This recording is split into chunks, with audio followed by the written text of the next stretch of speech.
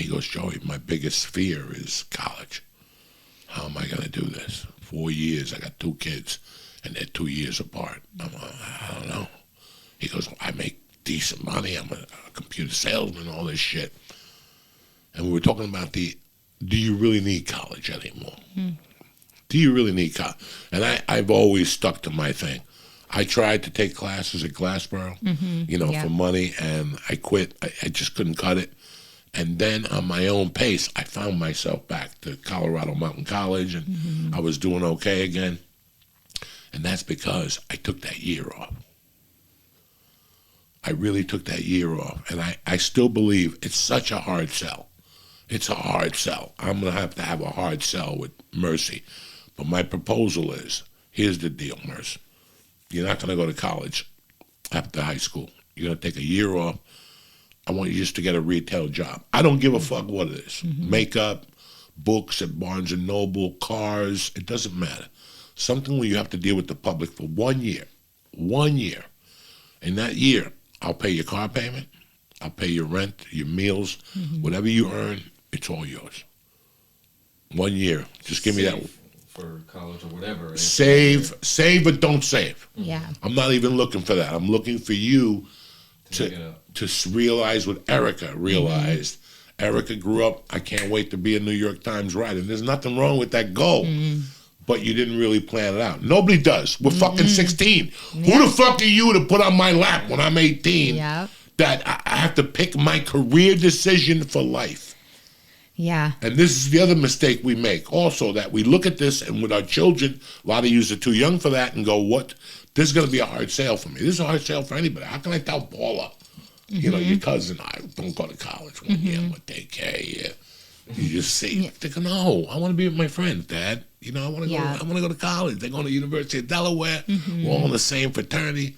But I know for a fact, if she takes that year off, and just deals with people, gets to know that people are liars.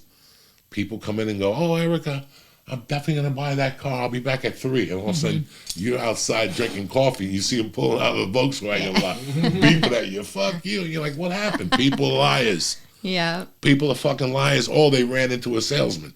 You follow me? Or they ran into a salesman. You thought you were being a salesman by being very nice.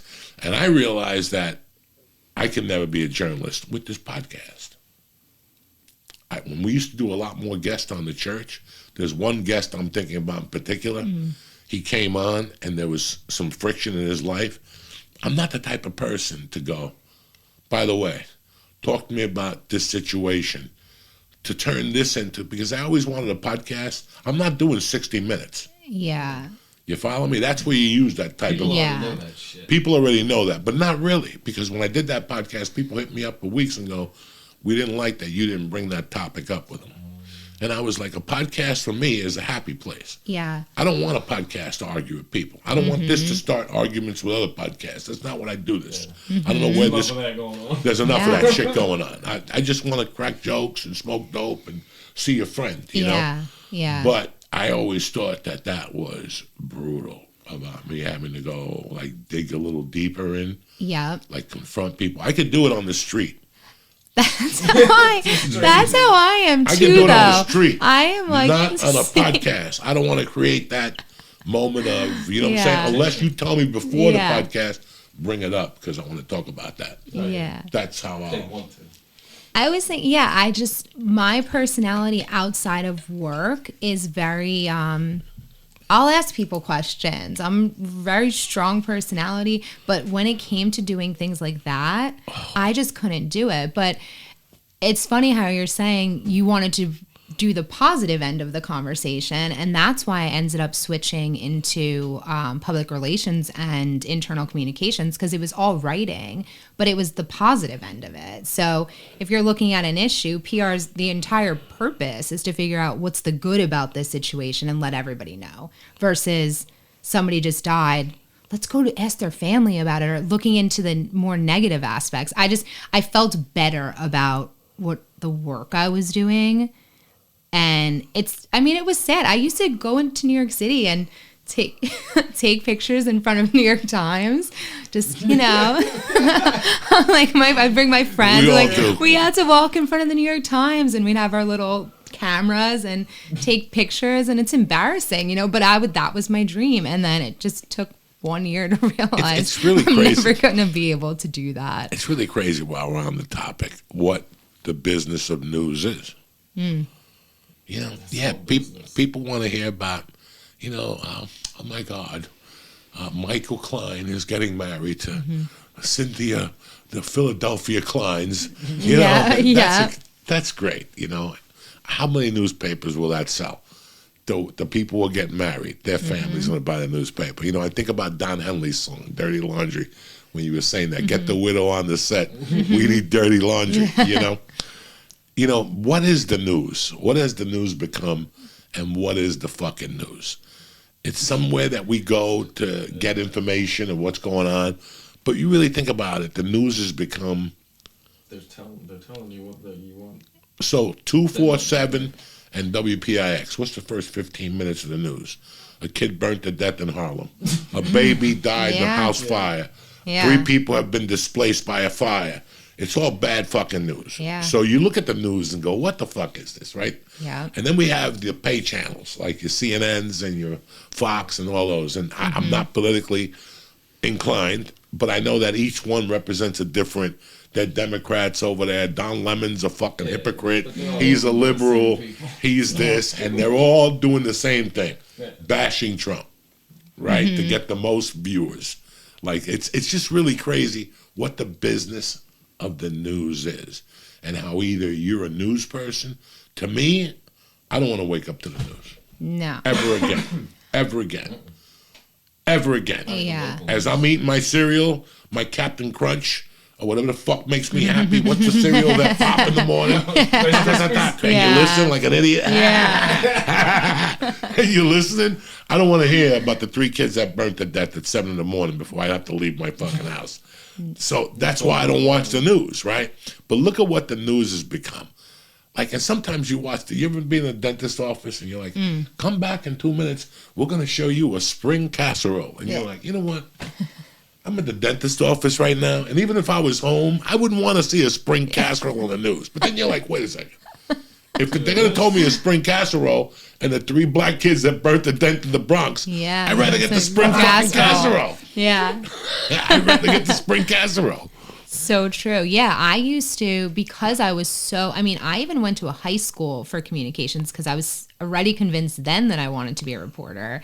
And I would have newspaper subscriptions and I would read the news. I mean, this is so nerdy, but I really did it. I would read the news. I was so obsessed with knowing what was going on all the time.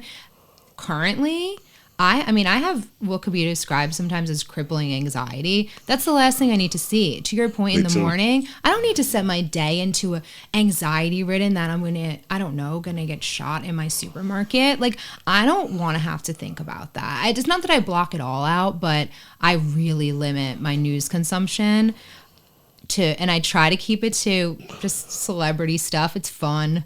I don't have to get stressed about it. Even the celebrity stuff. Yeah. I look at it and I go, I don't know. If I want to hear news about something, I want to hear news about the world, happy stuff. You know, I used to make fun of that, Eyewitness News. What's the one that we watch at 6:30? That all the older people watch? Eyewitness News? No. ABC World News Report. Oh, yes. I used to watch that, too. Yeah, I used to watch that, too. The pandemic destroyed me. That destroyed me. And I used to always make fun of it and go, I got to wait till the last 15 seconds where they show you the blind kid that plays Beethoven to make you happy. Like, here's this blind kid playing Beethoven. And you're like, oh, my God. You're like, okay, we're back. But it's true. We're back. So after you just tortured me for 28 minutes of bad news, how we're going to get the worst snow report this year, the stock market's going to go down, interest rates are going up. Now you're going to go, oh, now we're going to show you a happy story from Iowa. Yeah. The kid with one eye who plays ping pong. And then, with one eye and shit. It's just fucking crazy, man. So after the newspaper stuff, what was your next move? Yeah, so then I was like, you know what? Public relations is the total opposite of what I was currently doing. So I started looking into it, and I got really lucky to get a fellowship with Johnson & Johnson and Rutgers. And Johnson & Johnson brought me into their communications team, and I was doing PR and comms, and I was just writing all day, and it was the best. So I was like, all right, here we go. Here's a career that I can, be into. It's good stuff every day. It's fun. I still get to interview people, but I'm not looking for negative answers. I'm actually looking for what's going on that's great in their life. And from there, I did that for quite a while. I've worked in different PR agencies in the city, and it was awesome. I really loved it. It just, at a certain point, corporate America, after 10 years of it, I was just not loving it anymore. That's a complete different situation, especially when you're a writer. Hold on one second. I'm going to break the commercial break, and then we'll come back and we'll finish this up.